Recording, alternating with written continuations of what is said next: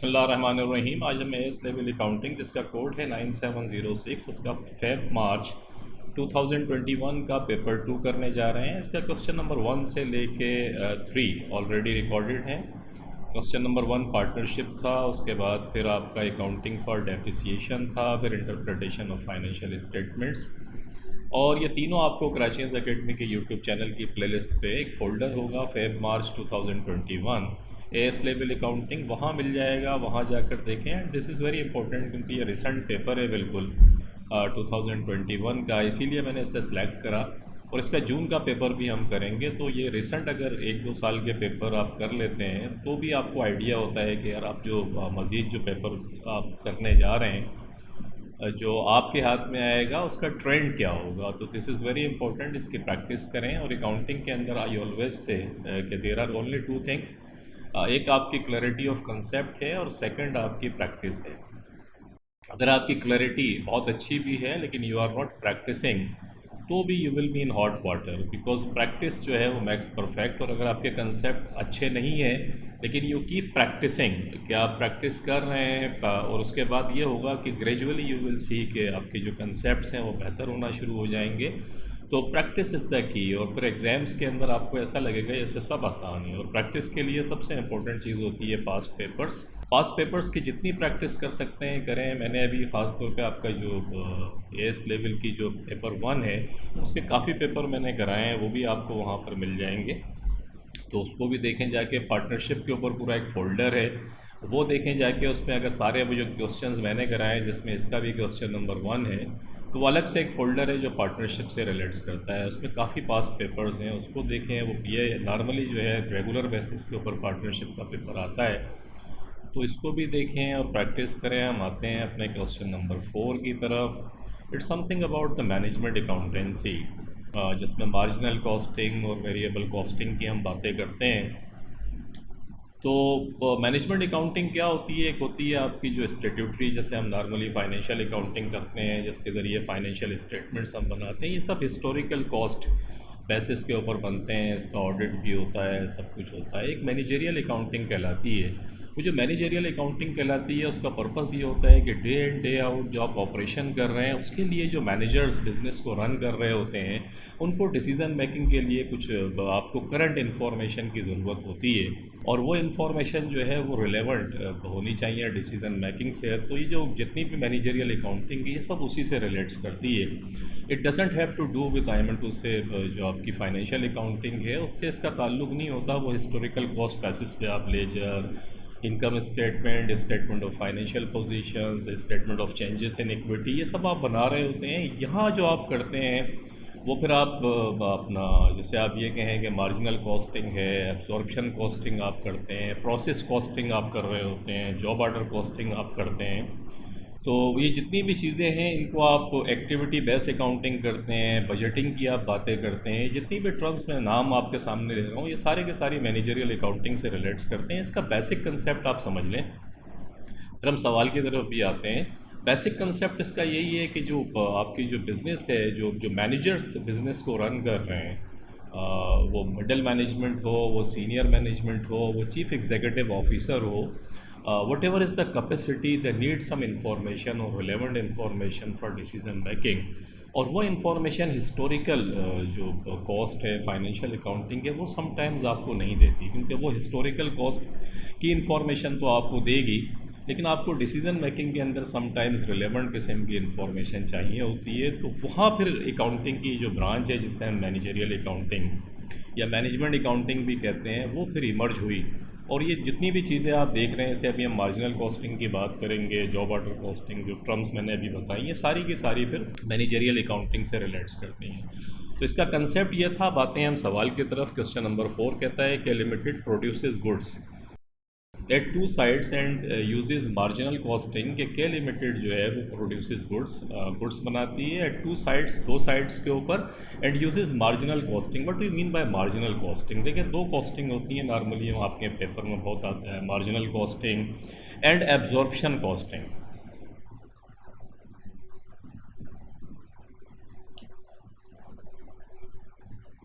ये marginal costing का जब लफ्ज़ आया तो आप याद रखिएगा कि यहाँ हम बात कर रहे हैं वेरिएबल। इसे वेरिएबल कॉस्टिंग भी कहते हैं। इसके अंदर सिंपल याद रखें कि इसका कंसेप्ट जो होता है, जितनी भी फिक्स कॉस्ट है, जो भी कंपनी की फिक्स कॉस्ट है, वो फिक्स कॉस्ट जितनी भी है वो सब पीरियड कॉस्ट बन जाती है। पीरियड कॉस्ट का मकसद समझ रहे हैं कि जिस साल के हम स्टेटमेंट बना रहे हैं उस साल जितनी फिक्स कॉस्ट है वो एज एन एक्सपेंस बुक हो जाएगी इनकम स्टेटमेंट के अंदर। आप उसे कैरी फॉरवर्ड नहीं करेंगे, एलोकेट नहीं करेंगे।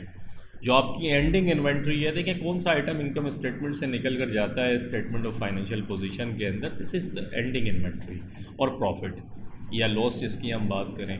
तो अभी एंडिंग इन्वेंट्री को अगर आप देखें तो एंडिंग इन्वेंट्री अगर वेरिएबल कॉस्ट से आप कैलकुलेट कर रहे हैं और जितनी फिक्स कॉस्ट है वो सारी आप पीरियड कॉस्ट बना रहे हैं उस साल के इनकम स्टेटमेंट में एज एन एक्सपेंस बना रहे हैं, तो इस कंसेप्ट को हम कहते हैं marginal costing. Whereas absorption costing के अंदर क्या करते हैं कि ये जो मर्चेंडाइज इन्वेंट्री होती है एंडिंग, इसका जो फिक्स कॉस्ट होती है इसका कुछ पार्ट जो है वो एंडिंग इन्वेंट्री के अंदर कैरी फॉरवर्ड होता है, वो चला जाता है। जब एंडिंग इन्वेंट्री हम कैलकुलेट करते हैं तो उसमें फ़िक्स कॉस्ट का एक एलिमेंट हम शामिल करते हैं। जब शामिल करते हैं तो एंडिंग इन्वेंट्री नेक्स्ट ईयर के अंदर ओपनिंग इन्वेंट्री बनती है and it carries the fix cost of the previous year. Whereas when we talk about the marginal costing we talk about all the fix cost has been expensed out in the current year. तो this is the whole concept. और marginal costing normally हम क्या करते हैं, decision making में बहुत help करती है हमारी। यहाँ हम कंट्रीब्यूशन की बात करते हैं, वेरिएबल बात करते हैं। वेरिएबल कॉस्ट क्या होती है, जिसको आप कंट्रोल कर सकते हैं। देखिए फिक्स कॉस्ट है, इसको तो आप कंट्रोल कर ही नहीं सकते। और नॉर्मली क्या होता है बिज़नेस के अंदर, ये एक नॉर्मल डायलेमा होता है कि बिज़नेस ये करता है कि नॉर्मली अगर आप फिक्स कॉस्ट आप जब क्या कंट्रोल कर रहे होते हैं कॉस्ट को, तो उसमें फ़िक्स कॉस्ट जो है वो सर्टेन लेवल के ऊपर आप उसे कंट्रोल नहीं कर सकते। वो है, चाहे आपका ऑपरेशन चले या ना चले, आपको पे आउट करना है। वेयर एज जो वेरिएबल कॉस्ट होती है वो मैनेजेबल होती है। तो we have to focus to say our thinking और our capacity to control this sort of cost. तो यहाँ मार्जिनल कॉस्टिंग हमारी बहुत हेल्प करती है। यहाँ हम कंट्रीब्यूशन मार्जिन की बात करते हैं। कंट्रीब्यूशन मार्जिन क्या होता है, जब हम सेलिंग प्राइस में से वेरिएबल कॉस्ट को माइनस कर देते हैं तो फिर वो हमारा कंट्रीब्यूशन मार्जिन आता है। ये कंट्रीब्यूशन मार्जिन क्या करता है, ये इसके ज़रिए फिर हम अपनी फ़िक्स कॉस्ट को पे आउट करते हैं और बाकी जो बचता है वो फिर हमारा प्रॉफिट या लॉस होता है। तो ये कंट्रीब्यूशन मार्जिन का जो कंसेप्ट है वो बड़ा इंपॉर्टेंट किस्म का कंसेप्ट है। ये क्या कहता है, at one side the company makes a single product, the following details are available. कि एक साइड के ऊपर कंपनी जो है वो सिंगल प्रोडक्ट बनाती है और मैक्सिमम कैपेसिटी कंपनी की क्या है, 14,500 यूनिट्स पर मंथ। के कंपनी 14,500 यूनिट्स पर मंथ बना सकती है और फिक्स कॉस्ट कंपनी की $216,000 पर मंथ लगती है। यूनिट सेलिंग प्राइस कंपनी का $90 का एक यूनिट कंपनी फ़रोख्त करती है। डायरेक्ट मटेरियल आपको पता है, कॉस्ट अकाउंटिंग की अगर हम बात करें तो कॉस्ट अकाउंटिंग के 3 एलिमेंट्स होते हैं कॉस्ट ऑफ गुड्स मैन्युफैक्चर्ड में जो जाते हैं, डायरेक्ट मटेरियल, डायरेक्ट लेबर और फैक्ट्री ओवरहेड। फैक्ट्री ओवरहेड को अगेन 2 हिस्सों के अंदर डिवाइड कर देते हैं। एक वेरिएबल फैक्ट्री ओवरहेड होता है और एक फिक्स फैक्ट्री ओवरहेड होता है। वेरिएबल फैक्ट्री ओवरहेड वो है, फैक्ट्री वेरिएबल कॉस्ट ये है कि जो नॉर्मली फ्लक्चुएट करती हैं। लाइक वेरिएबल कमीशन भी हो सकता है कि आपकी सेल्स फोर्स को आपने टारगेट दिया कि अगर वो ज़्यादा माल बेचेंगे तो उन्हें कमीशन दिया जाएगा, अगर वो बेचेंगे तो कमीशन देंगे, आप नहीं बेचेंगे तो कमीशन नहीं दिया जाएगा। तो that's an example of variable cost. Direct material, direct labour और अदर वेरिएबल कॉस्ट इसने आपको दी हुई है और फिक्स कॉस्ट उसने आपको ऊपर दे दी है। ये कंट्रीब्यूशन मार्जिन आपको निकालना हो, कहता है calculate the break even point per month in units. Break even points निकालना है। देखिए ब्रेक इवन पॉइंट्स क्या होता है, ब्रेक इवन पॉइंट का मकसद है एक ऐसा पॉइंट जहाँ neither you are making profit और नॉर लॉस। कि आप इस लेवल के ऊपर ना आप प्रॉफिट कमा रहे हैं ना आप लॉस कमा रहे हैं, आप इक्वल हैं। मकसद आप ना आपके खर्चे पूरे हो रहे हैं सारे। Whatever you are making as contribution margin, वो इतना है कि वो आपकी फ़िक्स कॉस्ट को पूरा कर देता है, बच आपको कुछ नहीं रहा है। तो neither you are making profit और नॉर लॉस, ना प्रॉफिट है ना लॉस है। इसको निकालने का तरीका ये होता है और ये कहता है पर मंथ निकालें, इन यूनिट्स में आपको निकालना है। जब यूनिट्स में निकालना हो तो सबसे पहले आप कंट्रीब्यूशन मार्जिन कैलकुलेट करें।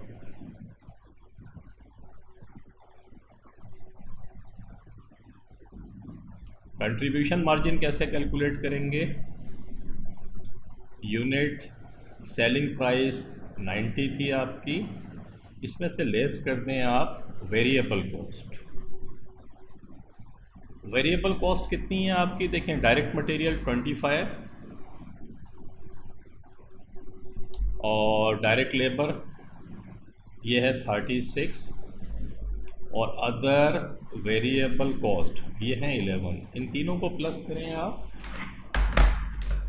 तो 25 प्लस 36 प्लस 11 यू गेट 72। तो ये $18 पर यूनिट्स कंट्रीब्यूशन मार्जिन है। यानी एक यूनिट जब आप बनाते हैं और उसे बेचते हैं तो आपको $18 कंट्रीब्यूशन आपका आता है। ये कंट्रीब्यूशन मार्जिन जब आएगा तो डेफिनेटली जो फिक्स कॉस्ट है इसको आप इसी से पूरा करेंगे। वो कहता है कितने यूनिट्स हम बेचें कि हमारा ना तो प्रॉफिट हो ना लॉस हो और हम इक्वल पे आ जाए, जैसे हम ब्रेक इवन पॉइंट कहते हैं। तो देखिए बड़ा लॉजिकल है कि जो अगर आप ब्रेक इवन पॉइंट निकालने जा रहे हैं तो ब्रेक इवन पॉइंट इसका फार्मूला ये है कि फ़िक्स कॉस्ट को आप ऊपर रखें, जो भी फ़िक्स कॉस्ट है आपकी, और contribution margin per unit.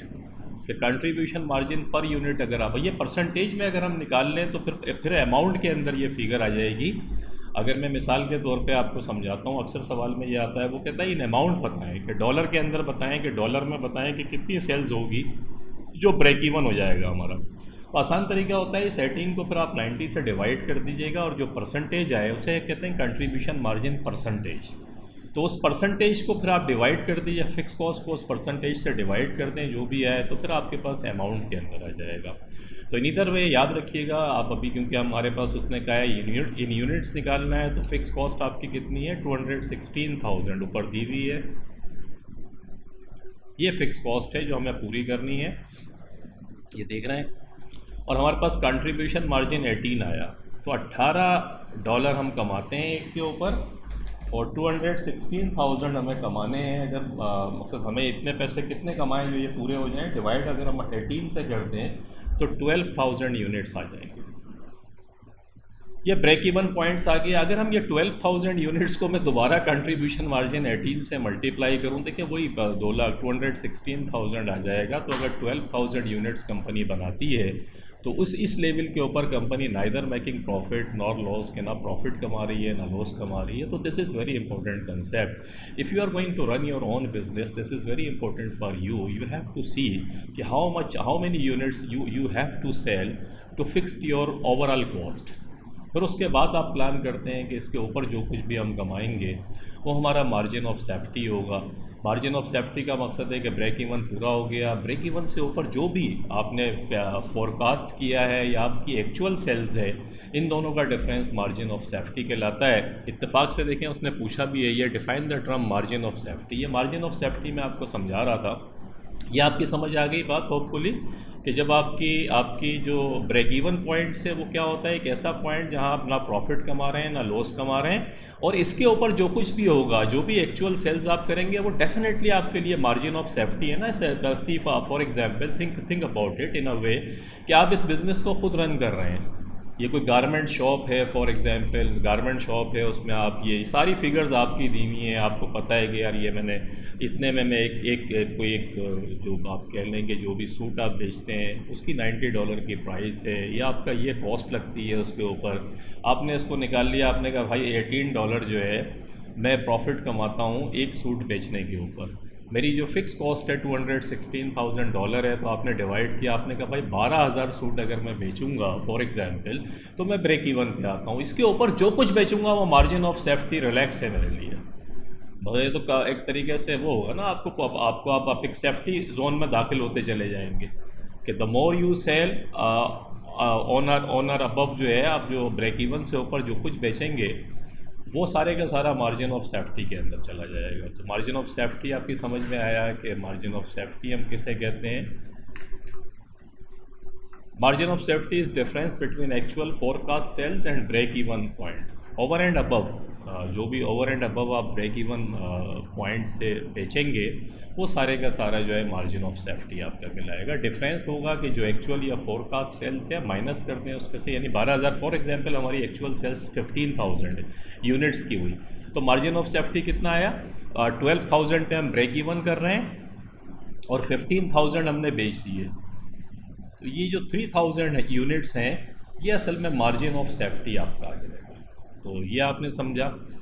Additional information देखते हैं। The directors have decided to make the following changes. Director ने फैसला किया कि वो चेंजेस कर रहे हैं। रिड्यूस सेलिंग प्राइस बाय 2%, की जो सेलिंग प्राइस है उसे 2% से कम कर देंगे। देखिए सेलिंग प्राइस है कितनी, 90 है ना, तो 90 मल्टीप्लाइड बाई 2% से रिड्यूस करने का मकसद है 98%।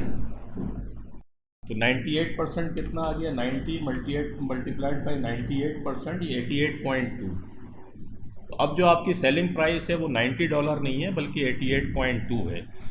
Introduce a sales commission of $2 per unit on every unit sold in excess of 5,000 units per month, के 5,000 यूनिट्स से ऊपर जितने भी यूनिट्स आप बेचेंगे उनके ऊपर आपको $2 पर यूनिट कमीशन देना पड़ेगा।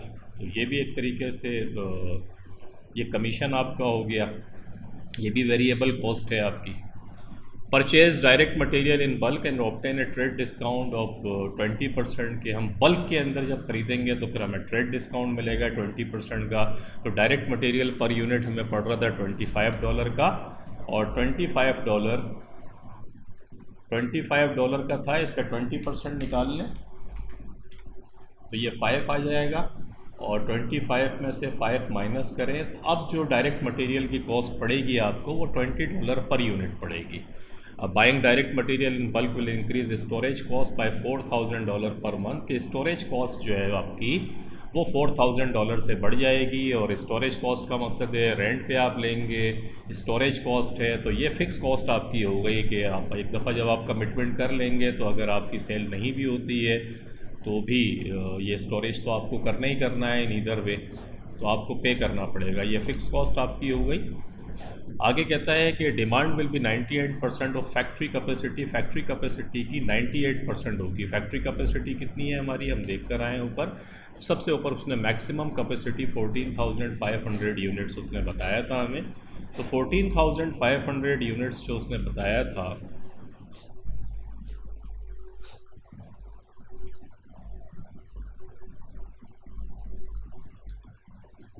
%, 14,500, तो 14,500 का 98% निकालने 14,210।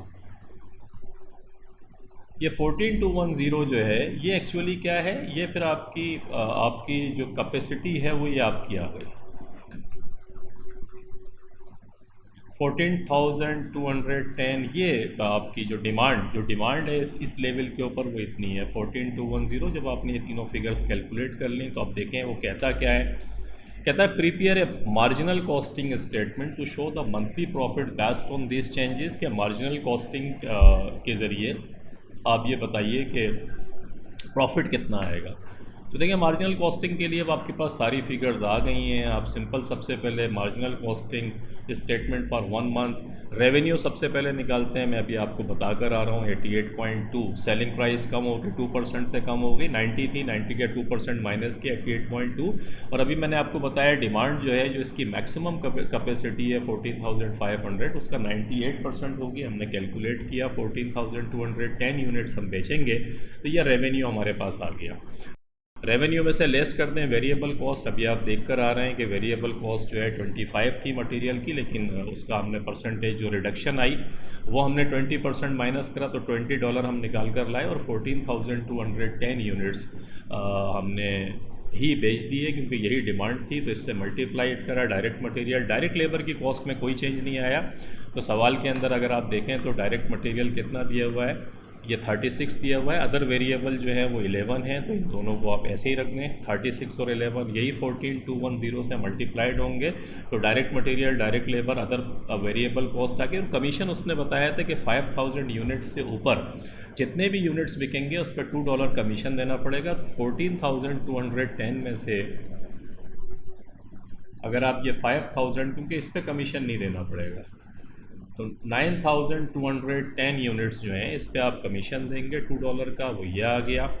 ये भी वेरिएबल कॉस्ट है, मैं समझा के आ रहा हूँ, इन सबको जमा करें, ये वेरिएबल कॉस्ट थी। तो contribution per unit, contribution margin आपके पास ये आ गया। ये क्या आ गया, इसे कहते हैं contribution margin less fix cost. Fix cost 216,000 तो आपको पता है पहले की थी, और 4,000 उसने बताया स्टोरेज कॉस्ट पड़ेगी, तो इसको प्लस कर दें, ये 222,000 हो गया। तो एक्चुअली प्रॉफिट पर मंथ जो है आपका 62,832 आया इन चेंजेस को इनकॉर्पोरेट करके। I think fairly very easy कि अगर आप चेंजेस आप कर दें, कंसेप्ट आपकी समझ में आता है, रेवेन्यू में से वेरिएबल कॉस्ट को माइनस करना है, कंट्रीब्यूशन आ जाएगा, उसमें से फिक्स कॉस्ट को माइनस कर दें, देन यू गेट द जो कि प्रॉफिट फॉर मंथ है। इसमें इन्वेंट्री उसने आपको दी नहीं, अगर ये बताता हमें कि इन्वेंट्री है तो फिर भी इन्वेंट्री के ऊपर जो वेरिएबल कॉस्ट है उस सिर्फ हम ये अप्लाई करते हैं, फिक्स कॉस्ट को एलोकेट नहीं करते, वो दी नहीं है इसने। तो हमने जो उसने कहा था वो हम इस तरीके से बना लेंगे। होप आगे इसके और सवाल आएंगे वो हम करेंगे, इनका डिफरेंस।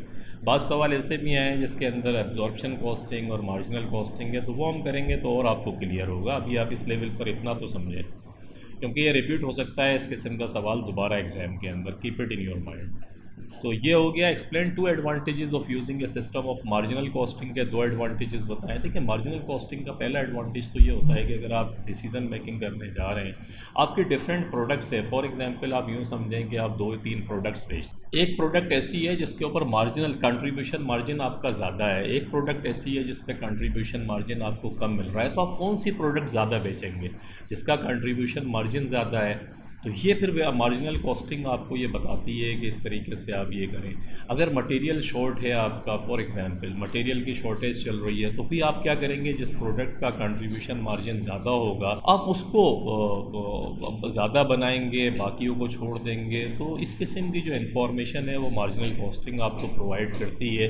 कंट्रीब्यूशन मार्जिन से आप ब्रेक इवन निकालते हैं, तो it's very important concept, specially I mean to say in manufacturing company where you are manufacturing the products, because you have to see understand के कॉस्ट क्या है, मैं कौन सा अगर सेल्स बढ़ाता हूँ तो उससे मेरे कौन से जो कॉस्ट है उसका बिहेवियर क्या होगा, किस कॉस्ट पे क्या इम्पैक्ट पड़ेगा। तो मार्जिनल कॉस्टिंग बड़ा इंपॉर्टेंट किस्म का कंसेप्ट है हमारे डिसीजन मेकिंग के अंदर, स्पेशली मैन्युफैक्चरिंग बिजनेस के अंदर बहुत हेल्पफुल होता है। It is useful for short term decision making, जो शॉर्ट टर्म डिसीजन मेकिंग करनी है, मुख्तलिफ ऑर्डर्स आए हुए हैं, कौन सा ऑर्डर्स आपको बनाना है, तो जिसका कंट्रीब्यूशन मार्जिन ज़्यादा अच्छा होगा उसके ऊपर फोकस करना है। फिर ओवरऑल कैलकुलेट करके डिफरेंट ऑप्शंस को कैलकुलेट करना, it focuses on the contribution aspect, controllable aspect of business by separating fixed and variable cost. This is very powerful concept. We separate the fixed cost, जितनी मैंने आपको बताया शुरू में, जितनी फिक्स कॉस्ट है वो पीरियड कॉस्ट बन जाती है। तो we concentrate, we focus on the variable side, जिसको हम कंट्रोल कर सकते हैं। And this is very important, again I am telling you, in a manufacturing company the managers are responsible for controlling the cost, unless they know which cost is controllable and which cost is uncontrollable, so they won't be in a position to control it. So marginal costing provides them the benchmark, the framework by bifurcating the fixed cost and variable cost, और उसके बाद ये आसान होता है कि आप उसे कंट्रोल करें। It avoids the arbitrary allocation of fixed overhead and so provide more useful data for cost control. यानी आर्बिट्रेरी आप क्या करते हैं, फिक्स कॉस्ट को, एब्जॉर्प्शन कॉस्टिंग में हम क्या करते हैं, कोई एक बेस बना के फिक्स कॉस्ट को हम एलोकेट करते हैं। अब वो फिक्स कॉस्ट को जब आप एलोकेट करते हैं तो वो पता चलता है मैनेजर्स के लिए, प्रैक्टिकली मैं आपको बता रहा हूँ ये बात, कि मैनेजर्स के लिए बहुत प्रॉब्लम्स होती है डिफरेंट चीज़ों में। वो कहते हैं यार इसका लेना देना रेंट का हमसे है नहीं, रेंट भी आप हमारे उसके ऊपर स्टेटमेंट के ऊपर डाल देते हैं, फिक्स कॉस्ट भी आप डाल रहे हैं, हमारे जो कॉस्ट हम कंट्रोल कर सकते हैं उसका हमसे पूछें। ये तो अनकंट्रोलेबल कॉस्ट है, इसको भी आप हमारी प्रॉफिटेबिलिटी के अंदर या हमारे KPIs की परफॉर्मेंस इंडिकेटर्स के अंदर डालते हैं। तो this is the practical problem which I am telling you, it happens in companies. इंशाल्लाह when you will be working in a company and you will be working as a manager, then you will see कि ये fix cost जिसकी हम यहाँ बात कर रहे हैं, जब ये आपके स्टेटमेंट में शो हो रही होगी, आपके डिपार्टमेंट के अंदर फिक्स कॉस्ट का कुछ हिस्सा आएगा, तो आप पूछेंगे अकाउंटेंट से, वो कहेगा भाई टोटल फिक्स कॉस्ट इस बिज़नेस की इतनी है, आपके डिपार्टमेंट के अंदर इतना चार्ज आया है इसका। Then you will be understanding और रियलाइजिंग कि यार ये कितना कंसेप्ट है। आप पूछेंगे उससे कि भाई इसका मुझसे लेना देना ही कोई नहीं है, लेकिन वो कहेगा भाई ये बिज़नेस की कॉस्ट है जो आपके डिपार्टमेंट के अंदर भी एलोकेट होगी।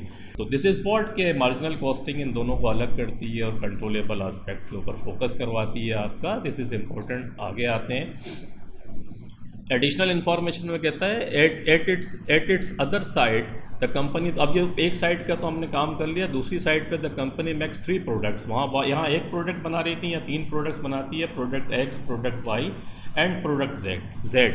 The following details are available, ये डिटेल अवेलेबल है। कंट्रीब्यूशन 1 यूनिट जब प्रोडक्ट एक्स का हम बनाते हैं तो $15 का कंट्रीब्यूशन हमें मिलता है। कंट्रीब्यूशन आप समझ गए होंगे अब तक कि सेलिंग प्राइस में से जब हम वेरिएबल कॉस्ट को माइनस करते हैं तो कंट्रीब्यूशन पर यूनिट आता है। प्रोडक्ट वाई का ये है, प्रोडक्ट जेड का ये है। मशीन आवर्स पर यूनिट का मकसद है कि 1 यूनिट बनाने में 1.5 आवर्स जो है हमारा लगता है, और प्रोडक्ट वाई बनाने में 2.5 आवर्स लगते हैं, और प्रोडक्ट जेड बनाने में 3 आवर्स लगते हैं। मैक्सिमम मंथली आउटपुट यूनिट्स की मैक्सिमम जो मंथली आपकी प्रोडक्शन है, प्रोडक्ट एक्स आप 600 बना सकते हैं यूनिट्स, प्रोडक्ट वाई 300 यूनिट्स बना सकते हैं, और प्रोडक्ट जेड जो है वो 200 यूनिट्स बना सकते हैं। Fix cost per month are $14,100। आपकी फ़िक्स कॉस्ट इस लेवल के ऊपर $14,100 है। Each month the company plans to work to full capacity producing a maximum output of each product. हर महीने कंपनी प्लान करती है कि मैक्सिमम आउटपुट जो है वो कंपनी प्रोड्यूस करे। In August 2021 only 2/3 of the company's machine hours will be available. अगस्त के अंदर जो है 2/3 जो मशीन आवर्स जो है only 2/3 of the months machine hours will B, यानी एक महीने में जितने टोटल मशीन के आवर्स अवेलेबल हैं उसका सिर्फ 2/3 आपके लिए अवेलेबल होगा प्रोडक्शन के लिए। बाकी हो सकता है शट डाउन हो रहा हो, मशीन को आप दोबारा रिपेयर करा रहे हो, तो शट डाउन के अंदर भी ये प्रॉब्लम होता है, या और कोई हो सकता है आउटेज हो, लाइट नहीं हो, इलेक्ट्रिसिटी का प्रॉब्लम हो, गैस का प्रॉब्लम हो, लेकिन आपके पास सिर्फ 2/3 अवेलेबल होगा। तो आसान तरीका है, सबसे पहले आप टोटल घंटे निकालने देंगे। 600 आप बना सकते हैं, तो 600 को 1.5 से मल्टीप्लाइड कर दें। 600 मल्टीप्लाइड बाई 1.5, ये आपके पास 900 आपके पास आवर्स आ गए। इसके बाद 2.5 को मल्टीप्लाइड कर दें 300 से, तो ये 7,500।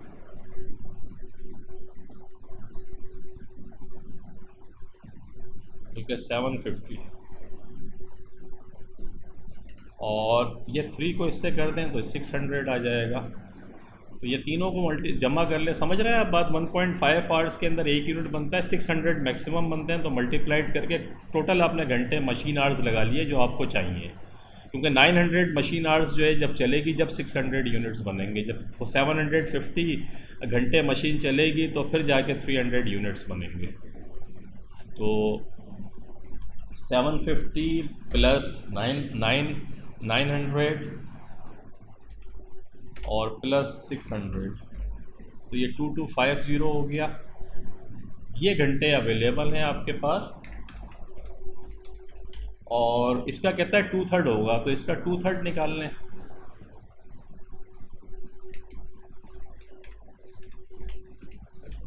1500, यानी अगस्त के अंदर जो अगस्त का मंथ है उसमें 1500 मशीन के आवर्स आपके लिए अवेलेबल हैं। Have you got the point? The point is very simple. देखें वो ये एक्स का उसने उसी से मल्टीप्लाई करके, देख रहे 2250 जो मैंने निकाला, इसका 2/3 1500 आपने निकाल लिया, तो ये निकल गया। उसके बाद एडिशनल इन्फॉर्मेशन में कहता है the company has a regular order to supply 1 major customer with 50% of the output of each product per month. Company के पास एक रेगुलर ऑर्डर है कस्टमर का कि हर प्रोडक्ट का 50% वो कहता है भाई हर महीने मुझे दे दें आप, तो वो ख़रीद लेता है आपसे।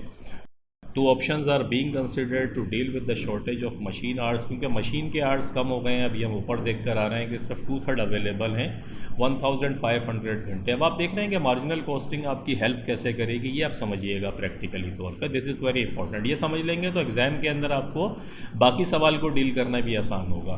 तो ये देखें एक एक्चुअल प्रॉब्लम है कि मशीन के घंटे कम है। एक ऑप्शन हमारे पास, ये ऑप्शन 1 क्या है, the finance director has recommended the company makes the maximum profit possible in August 2021 and if necessary not complete all of the major customers order। Finance director देखिए उसका जो पॉइंट है वो प्रॉफिटेबिलिटी का है। वो ये कहता है भाई कंपनी को मैक्सिमम प्रॉफिट जो है वो कमाना चाहिए। अगर कस्टमर का मेजर ऑर्डर जो मेजर कस्टमर है उसका ऑर्डर फुलफिल नहीं भी होता तो भी कोई फ़र्क नहीं पड़ता, आप मैक्सिमम प्रॉफिट पॉसिबल की तरफ आप चले जाएँ। सेल्स डायरेक्टर, अब देखिए यहाँ दो डिफरेंट किस्म के लोग हैं, they both are seeing the situation from their own angles. Finance director का मकसद ये है कि भाई प्रॉफिट ज़्यादा हो। जो सेल्स डायरेक्टर है उसका प्रॉब्लम ये है कि वो कहता है भाई कस्टमर मेरा नहीं जाना चाहिए, प्रॉफिटेबिलिटी तो मैं बाद में भी कर लूँगा लेकिन मेरा कस्टमर नहीं जाए। तो देखें उसका फोकस क्या आ रहा है, has recommended that the company should ensure if it fulfils the major customer's order. वो कहता है भाई कस्टमर को इंश्योर करना चाहिए कि कंपनी जो मेजर कस्टमर है उसका ऑर्डर लाजमी पूरा करे। तो अब ये दो ऑप्शंस हैं, फाइनेंस डायरेक्टर अपने पॉइंट ऑफ व्यू से देख रहा है, सेल्स डायरेक्टर जो है वो सेल्स के पॉइंट ऑफ व्यू से देखता है, और आप हैं अकाउंटेंट बीच में, आपसे वो क्या पूछता है।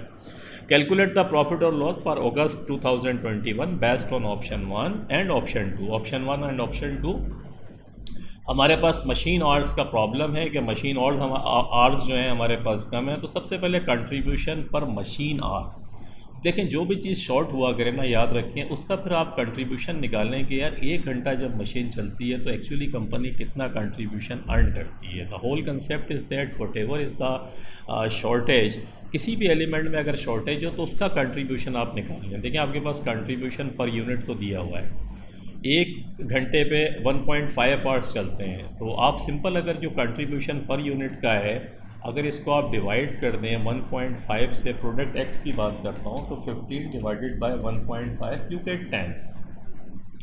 इसका मतलब 10 1 घंटा अगर मशीन चलती है तो $10 कमाती है। आप समझ रहे हैं मेरी बात, क्योंकि 1 यूनिट बनाने में $15 आपको मिलते हैं। लेकिन 1 यूनिट जब बनता है, कब बनता है, जब मशीन जो है वो तकरीबन 1.5 आवर्स चलती है। तो 1.5 आवर्स को जब 15 को मैंने जब 1.5 से डिवाइड किया तो मुझे समझ आया कि मेरी मशीन 1 घंटा जब चलेगी तो मैं $10 कमाऊँगा। इसी तरीके से आप 20 का निकाल लें, 20 डिवाइडेड बाय 2.5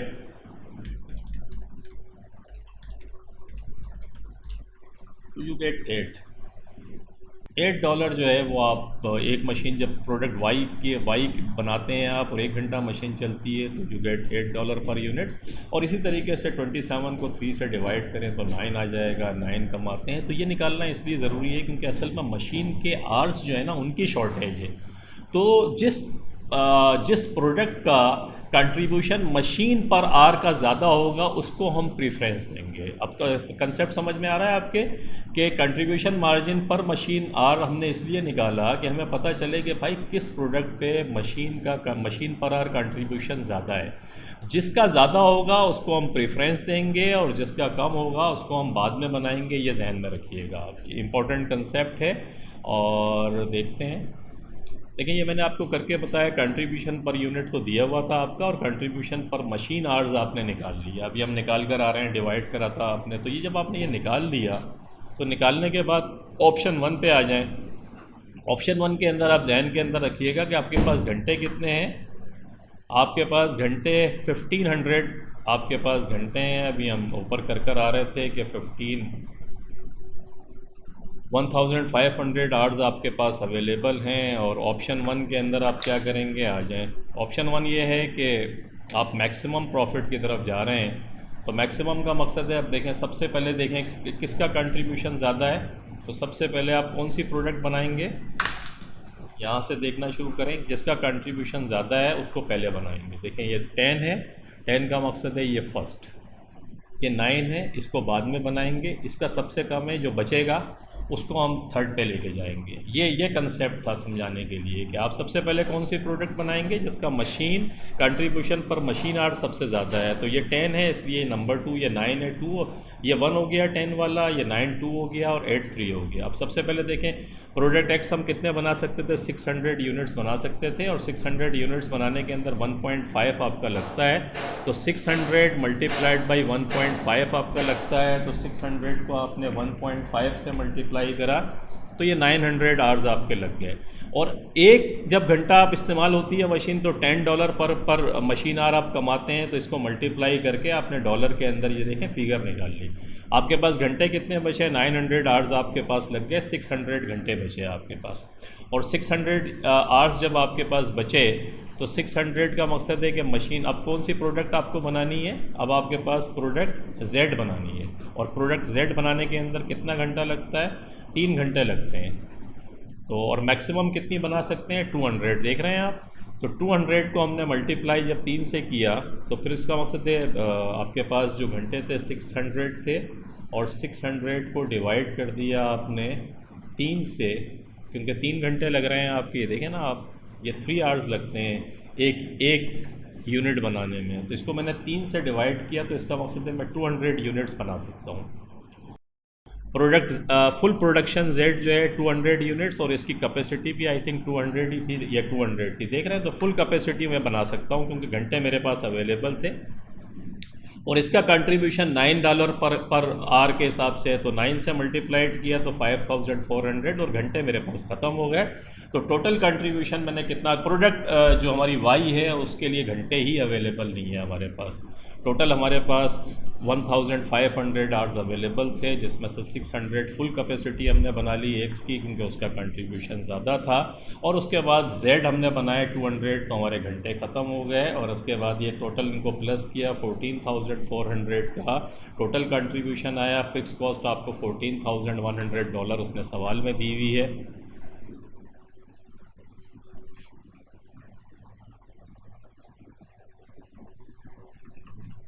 ये आपको सवाल में दी हुई है, देख ना, फिक्स कॉस्ट $14,100 ये दी हुई थी, ये आपने माइनस कर दी इसमें से। तो प्रॉफिट पर मंथ आपके पास कितना आया? $300 ये आपके पास आ गया। ये पहला ऑप्शन था। सेकंड ऑप्शन के अंदर वो कहता है कि क्या कहता है? वो कहता है कि जो भी प्रोडक्ट है उसका 50% कस्टमर को जाएगा। तो 50% हम ले आते हैं, हमारे पास कॉलम वही है हमारे पास। प्रोडक्ट X जो है हम कस्टमर को देंगे, 600 बना सकते थे, उसका 50% 300 आता है। और अब तक आपकी समझ में आ गई होगी, 300 को 1.5 से मल्टीप्लाई करते हैं, क्योंकि एक घंटा एक यूनिट बनाने में 1.5 आवर्स आपका लगता है। तो 300 मल्टीप्लाइड बाई 1.5, ये 450 आवर्स आपके लग गए। टोटल 1500 आपके पास थे, उसमें से ये 450 माइनस करें तो कितना आ गया? 1500 आवर्स आपके पास आ गया। $10 का कंट्रीब्यूशन मार्जिन है हमारा, तो ये मल्टीप्लाई करके 300 को $10 से मल्टीप्लाई, बल्कि ये 450 आवर्स है, और इसके ऊपर एक मशीन आवर्स जब चलता है तो $10 हम कमाते हैं, जो भी हम देख के आए। इससे मल्टीप्लाई किया तो 4500 का कंट्रीब्यूशन हमें मिला। प्रोडक्ट Y की तरफ आते हैं। प्रोडक्ट Y के 300 यूनिट्स हम मैक्सिमम बना सकते हैं, 50% कस्टमर को देना है, 150 हो गए। और 150 के बाद इसका जो पर यूनिट लगता है बनाने में वो 2.5 लगता है। तो 150 मल्टीप्लाइड बाई 2.5, ये 375 आवर्स लग गए। और इसका कंट्रीब्यूशन जो है $8 है, ये भी हमने निकाल लिया। अब घंटे कितने बचे हमारे पास? 1050 में से 375 माइनस किया तो 675 बाकी बचे। और कंट्रीब्यूशन 150 को हमने 8 से मल्टीप्लाई किया, क्योंकि 150 यूनिट्स, बल्कि सॉरी 375 मल्टीप्लाइड बाई 8, तो ये हमारे पास कंट्रीब्यूशन भी आ गया हमारे पास। इसका प्रोडक्ट Z जो है वो 200 बना सकते थे, उसका 50% 100 हो गया। और 100 का मकसद ये है कि 3 आवर्स आपके लगते हैं एक यूनिट्स को बनाने में, तो 300 एक यूनिट बनाने में 300 आवर्स ये हो गए। इसका कंट्रीब्यूशन 9 था, 2700। और घंटे कितने बचे? 675 में से 300 निकाले तो 375, ये 375 जो बाकी बचे। अब हम दोबारा उसी तरतीब पे चले जाएंगे कि जिसका कंट्रीब्यूशन मार्जिन ज़्यादा है उसको हम बनाएंगे। जब ये कस्टमर को हमने दे दिया सारा 50%, अब 375 बचे तो वहाँ हम आ जाएंगे दोबारा, क्योंकि 300 यूनिट्स हमने प्रोडक्ट X के बनाए, और प्रोडक्ट X का जो कंट्रीब्यूशन मार्जिन है वो सबसे ज़्यादा है। तो फिर ये 375 इसको आप डिवाइड कर दें 1.5 से, क्योंकि 1.5 पर आवर लगता है। तो 375 डिवाइडेड बाय 1.5, तो ये 250 यूनिट्स आप बना सकते हैं। 250 यूनिट्स आपने बना लिए। जो घंटे बचे हुए थे 375 को अगेन 10 से मल्टीप्लाई किया, घंटे ख़त्म हो गए हैं। कंट्रीब्यूशन ये आया, तो टोटल कंट्रीब्यूशन आपका $13,950 आता है। फ़िक्स कॉस्ट है $14,100 की, आपकी फ़िक्स कॉस्ट बढ़ गई हैं, तो लॉस फॉर द मंथ $150 आ गया। इसका मकसद है अगर आप कस्टमर को देते हैं, इस कस्टमर के ऑर्डर को पूरा करते हैं, तो ये विल बी मेकिंग $150 लॉस। और अगर आप मैक्सिमम प्रॉफिट की तरफ जाते हैं तो फिर उस वक्त आप $300 कमा रहे हैं। तो अपेरेंटली आपको लगता है कि आपका ऑप्शन 1 जो फाइनेंस डायरेक्टर कह रहा था वो ऑप्शन बेहतर है, लेकिन ये शॉर्ट टर्म है। अगर ये कस्टमर बहुत मेजर है और वक्ती तौर पे आपको लगता है कि यार इस किस्म का, क्योंकि शॉर्टेज जो है मशीन आवर्स आपके पास, ये बड़ा इंपॉर्टेंट है इसके अंदर ट्रिकी पॉइंट्स है कि मशीन आवर्स की जो अवेलेबिलिटी है वो इस महीने में 2/3 है। हो सकता है नेक्स्ट मंथ्स के अंदर आपके पास मशीन आवर्स जो हैं वो फुल अवेलेबल हो, आपका शट डाउन पूरा हो जाए, आपकी मेंटेनेंस जो है वो पूरी हो जाए। तो उस सूरत के अंदर फिर ये इसको आपको कंसिडर करना पड़ेगा कि ये शॉर्ट टर्म के लिए मशीन आवर्स की जो शॉर्टेज है वो शॉर्ट टर्म के लिए है कि अगले महीने मशीन आवर्स आपको अवेलेबल होंगे। अगर मशीन आवर्स अवेलेबल होंगे तो इस कस्टमर को लूज़ करना सही नहीं है, और अगर ये ऑर्डर हम पूरा नहीं कर सकते हैं तो क्या कस्टमर इस बात से एग्री हो के नेक्स्ट मंथ पे जा सकता है। अगर कस्टमर एग्री नहीं होता तो फिर we have to think this factor carefully the management कि यार अगर ये शॉर्टेज कंटिन्यूड नेचर की है कि ये मुस्तकिल रहेगी तो फिर तो ऑप्शन 1 की तरफ चला जाना चाहिए। और अगर ये शॉर्टेज शॉर्ट टर्म की है तो फिर कस्टमर्स को वक्ती तौर पे अगर ये लॉस हो भी रहा है तो कस्टमर का लॉस ना हो, या फिर अल्टरनेटिव जो माल बना रहे हैं वो कहीं और बिक सकता है तो फिर आप कस्टमर को लूज़ कर सकते हैं। लेकिन अगर ऐसा कोई ऑप्शन नहीं है तो कस्टमर को लूज़ करना कोई अच्छी बात नहीं होगी। तो ये ऑप्शंस हैं जो मैनेजमेंट देखेगी। इसको देखें, लिखा होगा इसने। हम इसके अंदर भी आते हैं। पूछ क्या रहा है आपसे, ये तो हमने पूरा कर दिया, फिर क्या कहता है ये आपसे? आई थिंक कुछ इसी किस्म की बात कर रहा है वो। कहता है advice which option the company should choose, कौन सा ऑप्शन कंपनी को चूज़ करना चाहिए। जस्टिफाई और advise by discussing both options, दोनों ऑप्शन को डिस्कस करें। Consider both financial and non financial factor का। फाइनेंशियल फैक्टर्स तो अपेरेंट है कि फिर ऑप्शन 1 पे चले जाएं, लेकिन नॉन फाइनेंशियल फैक्टर बहुत इंपॉर्टेंट है इसके अंदर। इसलिए इंपॉर्टेंट है कि कस्टमर्स की विलिंगनेस कि वो इस बात को हज़म कर सकता है कि हम उसे इस महीने ना बना कर दें। ये वाला फैक्टर के शॉर्टेज जो है मशीन आवर्स की वो रहेगी या नहीं रहेगी। तो these are the non financial factors जो बहुत इंपॉर्टेंट है। बिजनेस में नॉन फाइनेंशियल फैक्टर्स की भी बहुत इंपॉर्टेंट होती है। ऑप्शन 1 में कहता है as the company makes the most profit possible might be possible to make up the missing element of major customer's order by holding products over from previous month's production. वो कहता है ये भी पॉसिबल हो सकता है कि मैक्सिमम प्रॉफिट की तरफ चले जाएं और प्रीवियस मंथ्स के अंदर अगर कोई आपके पास होल्डिंग है, कोई स्टॉक पड़ा हुआ है तो वहाँ से इसको पूरा कर दें।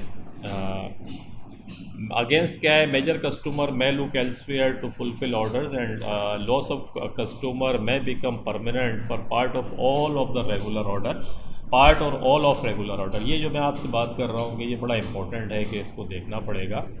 ऑप्शन 2 के ऑप्शन 1 के अंदर भी ये है कि आप ये भी लिख सकते हैं इसके अंदर कि the company management needs to consider कि ये जो शॉर्टेज है, शॉर्टेज ऑफ मशीन आवर्स, वो परमानेंट है या टेम्परेरी है। अगर ये परमानेंट है तो फिर डिफरेंट डिसीज़न होगा, और अगर ये टेम्परेरी है तो फिर डिसीज़न चेंज हो सकता है। Option 2 ensures major customer is not disappointed and danger of losing business is avoided, कि danger of losing business is avoided, कि आप उससे अवॉइड करें। Loss is made, loss during month could have impact on company's liquidity affecting ability to meet commitments, के liquidity कम होगी। लेकिन देखें इसके अंदर ये जो मैं आपसे बात कर रहा हूँ ये भी आप ये जो लिखा हुआ है इसको पढ़ लें। और द इम्पॉर्टेंट थिंग ये भी आप इसके अंदर लिख सकते हैं कि द कंपनी, जो मैंने बताया है शॉर्टेज ऑफ मटेरियल का बड़ा इंपॉर्टेंट पॉइंट है। जो माल कंपनी बना रही है कि अल्टरनेटिवली कंपनी उसको बेच सकती है, ये भी कंसिडर करना चाहिए। तो अपेरेंटली ऑप्शन 1 आपको बेहतर लगता है क्योंकि ऑप्शन 1 के अंदर आप प्रॉफिट कमा रहे हैं। तो उसका प्रोस ये है कि आप उस ऑप्शन पे जा सकते हैं, लेकिन उसका अगेंस्ट ये है, उससे लिक्विडिटी कंपनी की बेहतर होगी। उसका अगेंस्ट ये है उस ऑप्शन का कि यार कस्टमर को आप लूज़ कर सकते हैं। और आपका ये टेम्प्रेरी नेचर का अगर है मशीन की शॉर्टेज तो और नुकसान आप करेंगे, क्योंकि अगले महीने जब ये अवेलेबल होगी कैपेसिटी तो माल कहाँ बेचेंगे आप ले जाके। तो these are the some important things जो आप लिख सकते हैं। और ये क्वेश्चन नंबर 4 हमारा कंप्लीट हुआ। होप आपकी समझ में आया होगा। फिर इंशाल्लाह जून का जो पेपर है इस लेवल अकाउंटिंग का उसको फिर हम स्टडी करेंगे। टेक केयर, अपना बहुत ख्याल रखिएगा। Thank you very much for watching the video. अल्लाह हाफिज़।